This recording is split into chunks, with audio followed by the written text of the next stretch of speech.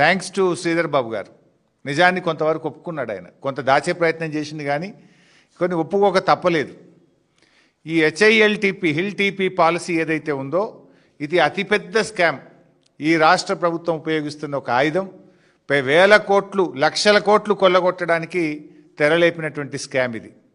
పారిశ్రామిక వాడల్లో ఆ రోజుల్లో పిల్లలకు ఉద్యోగాలు రావాలని తక్కువ ధరకే పారిశ్రామికవేత్తలకు భూములు కేటాయించారు. 9,292 ఎకరాల భూమిని ఇవాళ 30%, అది కూడా రిజిస్ట్రేషన్ వాల్యూ 30% రిజిస్ట్రేషన్ వాల్యూలో కట్టించుకుంటే రాష్ట్ర ప్రభుత్వానికి 4 నుంచి 5 వేల కోట్ల ఆదాయం వస్తుందని నిన్న మంత్రి గారు చెప్పారు. నేను చెప్పలే, శ్రీధర్ బాబు గారే చెప్పారు. స్పష్టంగా చెప్పిన ప్రెస్ మీట్లో, మేము ఈ 9,292 ఎకరాలు అమ్మేస్తున్నాం, రిజిస్ట్రేషన్ వాల్యూలో 30% కడితే మాకు 4-5 వేల కోట్ల ఆదాయం వస్తుంది అన్నారు. మరి నిజంగా ఈరోజు ఆ 9,292 ఎకరాల భూమి విలువ ఎంత ఈరోజు మార్కెట్లో? ఖచ్చితంగా 5 లక్షలకు తగ్గదు. 5 లక్షల కోట్ల రూపాయల విలువ కలిగిన భూమి.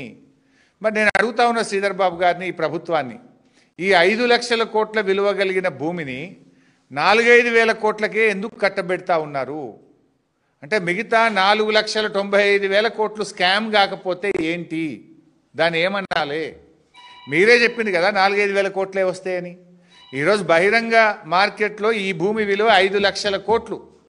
5 లక్షల కోట్ల విలువ కలిగిన భూమిని ఎందుకు 4-5 వేల కోట్లకే కట్టబెడుతున్నారు?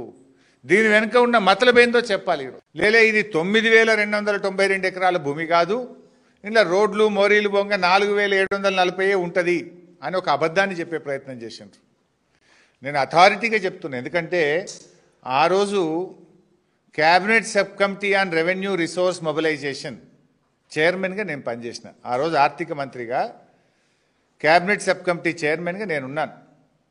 నాతో పాటు కేటీఆర్ గారు, ప్రశాంత్ రెడ్డి గారు, ఇంకా కొంతమంది గౌరవ మంత్రులు సభ్యులుగా ఆ రోజు పనిచేసినారు. ఈ ప్రతిపాదన మా ముందుకు కూడా వచ్చింది.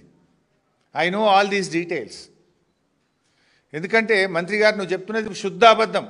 నేను సవాల్ చేస్తున్న శ్రీధర్ బాబు గారికి, నిజంగా 4,740 ఎకరాలే ఈ ప్రభుత్వం పెట్టిందా?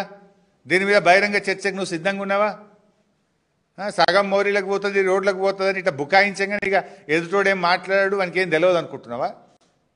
మేము కూడా ఆ రోజు ప్రభుత్వంలో ఉన్నాం కదా.